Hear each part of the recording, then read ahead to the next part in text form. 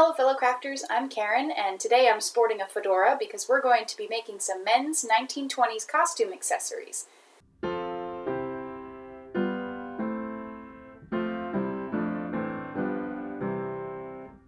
This project came about because my husband and I are going to be attending a 1920s era murder mystery dinner, and we need to go in costume. So the men's clothing from the era, from what I was researching, seems to be largely basically a suit, and I'm not going to mess with making a suit. We already have that bit. And the hats of the era, there are actually a lot to choose from, one of which is a fedora. Already have one of those, don't need to make one, and based on what I was researching, it's actually cheaper and way less time, and probably significantly easier to just buy a fedora. They're not that expensive. But there is some room for crafting in the accessories area, so in this video we're going to be working through a cane, which will be made out of a wooden dowel, and then a cigar, also from a wooden dowel, and then finally a pocket watch, which will be largely made out of clay. So for this first section, we're going to jump right into the cane. The materials and tools that you'll need for the cane are up on the screen.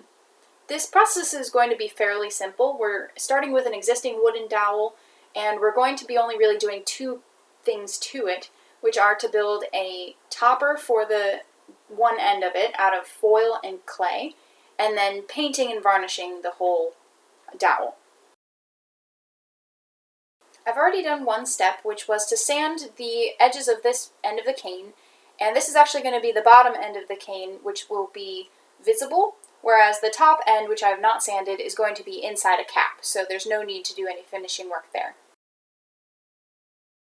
Aluminum foil is a really good material if you want to mold something into a specific shape, because you can take material away or you can add material, and more importantly, you can crush it down to exactly the shape you want, working with sort of varying levels of density in the foil. So if you start at a larger foil shape and you want it to be a smaller, denser piece, you can just sort of crush it and mold it into shape. That being said, it doesn't make for a very nice surface. So what I'm going to be doing is putting clay around it.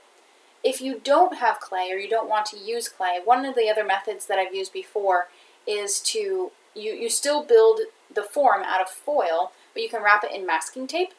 It's not as superior a method because the masking tape has edges and it sometimes will leave little wrinkles or bubbles in it.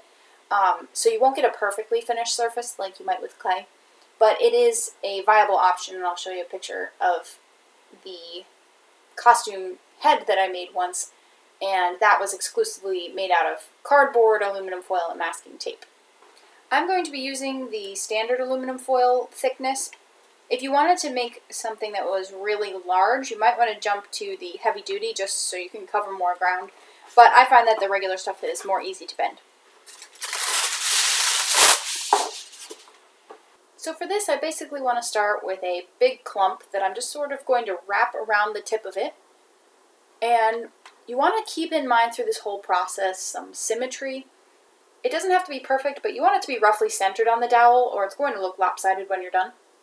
And I get a little bit off, so I just added a little bit of foil to beef up the one side that was a little bit smaller.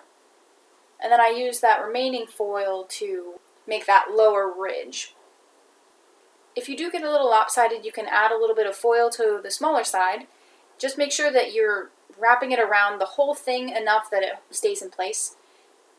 The whole thing doesn't have to be a solid unit. You just want to make sure that it stays in place enough that when you try to put the clay on it, or the masking tape if you use that method, that it holds its own and you don't have to fight it. Along those same lines, you don't want to try and assemble this out of multiple tiny pieces of foil because they don't stick to each other in any way. So you're going to be at war with your foil if you try to do it in small pieces. So the more you can use a single piece or a couple of larger pieces, the better off you're going to be for forming this. Once you're mostly satisfied with the topper, you can look down the length of the dowel, and that helps you to get a bit of an idea of whether you've managed to make it centered or not. Mine's a little bit off, but I'm not going to worry about it. You can also pop the topper off entirely and just look straight down at it. I'm going to be using oven-baked clay, so I need to work my clay a little bit and make it malleable. and then we can go ahead and start wrapping sort of a sheet of clay around, starting from the top, and then working it into the right shape. So the first thing you want to do here is sort of work it into a flat sheet. You could use a rolling pin for this, but I didn't find it really necessary. Then you can wrap it around the topper, and you don't want to stretch it too much as you do this. You're just sort of laying it in place and then gradually working it into position. Once you get around the top bulb, you're going to need to pull off a good amount of clay. So I sort of fold in the pieces and then tear off the folds. The clay in this case is very nice to work with because it'll just blend back into itself and you won't see any of those seams later. This bottom ridge is a really tricky bit, trying to get the right angles and the right sort of look. I'm aiming for a very straight cylindrical bit between the top bulb and the bottom ridge, which is kind of tricky to get to because the clay really wants to form more gradual curves as opposed to a sort of straighter surface between the two rounder pieces.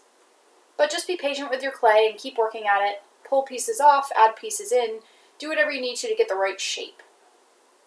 Once you have the macro shape, then you want to start smoothing out the surface. And I just used my thumb for this and just gradual strokes. I worked from the bottom up to the top so that any excess clay would be worked into that larger bulb as opposed to down into the smaller ridge.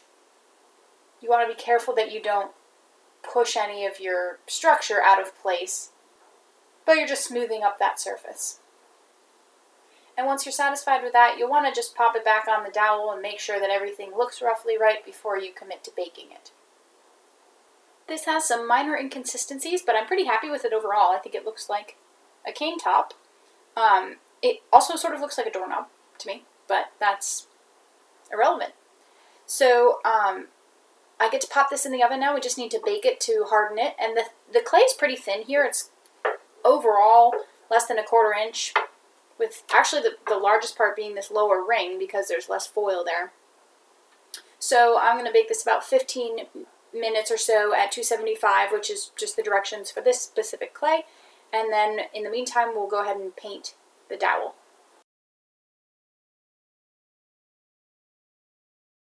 My plan color-wise is for the bulk of the cane to be black and the bottom tip and the topper to be gold. I toyed with several colors for the accent, and originally I was thinking white and then I went to silver, but the gold will match the pocket watch and the label on the cigar, so for continuity's sake I'm sticking with the gold. So what I want to do is mark from the bottom. I think I'm going to go up about 2 inches at the bottom. And remember, this is our rounded tip, so we want to make sure we're doing the right end. And I'm just going to mark a few points at 2 inches so that I know which part will need to be left alone for the gold paint. Then we'll paint the rest of it black and then pop on the accent.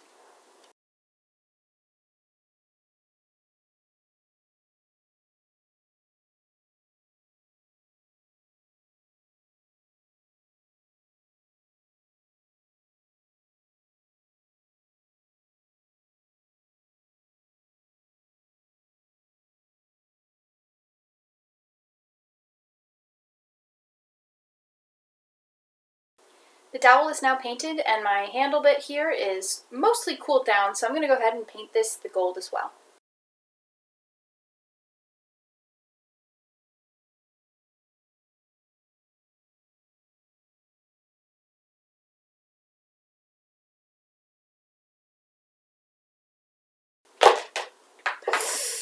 No!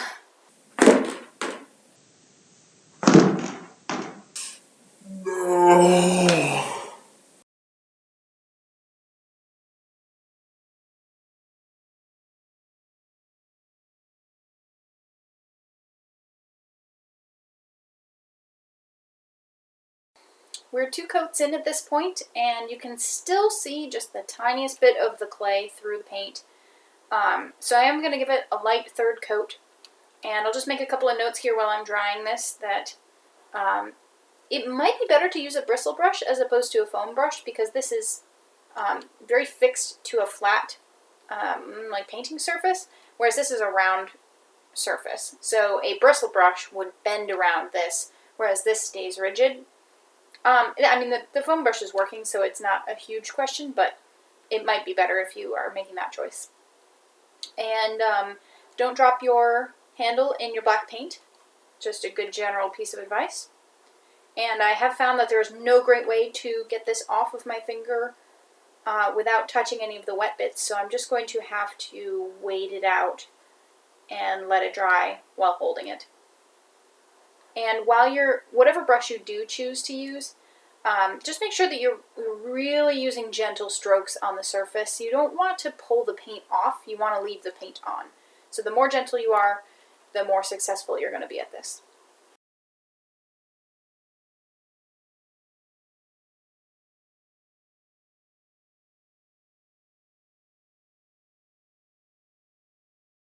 I let this dry longer than I needed to because it was time for me to eat lunch, but you could probably leave it for about 20 to 30 minutes until it dries completely. So now that it's dry, we get to move on to gluing it in place. Before gluing, I just want to make sure that everything looks right, that I don't need to touch up any of the paint or anything else, so I'm just going to pop this on, and it does slide on as I had planned. There's a little bit of a gap that you can see around it, but I'm not worried about that. I just need to make sure that I have enough glue around the rod itself that it can adhere to the foil. So I'm going to be using hot glue for this. And the trick is just going to be really quick about it. We want to get enough glue on there to make sure that it stays in place, but since there's a lot of area to cover, we have to move pretty quickly so it doesn't dry before we get a chance to put it in there.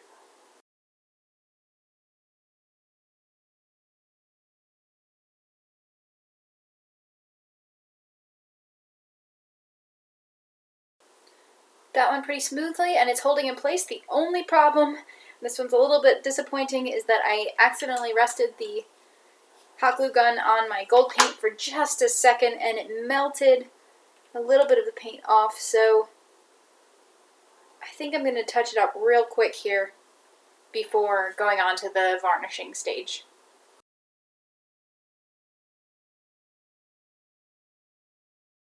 Varnishing is often my least favorite part of the process when I do painting projects, just because it feels like you do a lot of work and don't see a lot of difference, but it does add a nice shine to the finished product and protect it from any damage. So I'm going to be using for this a polyurethane satin varnish, and it's going to take probably 2 coats. I usually find that 1 coat is a little bit sort of a rough surface, and it doesn't quite feel like you've done enough. So the second coat will really finish it off nicely. I will also say that you want to make sure that you use a bristle brush on this, because I've found with other projects that a foam brush will often start to sort of disintegrate and leave little pieces behind in your varnish, and that doesn't look good.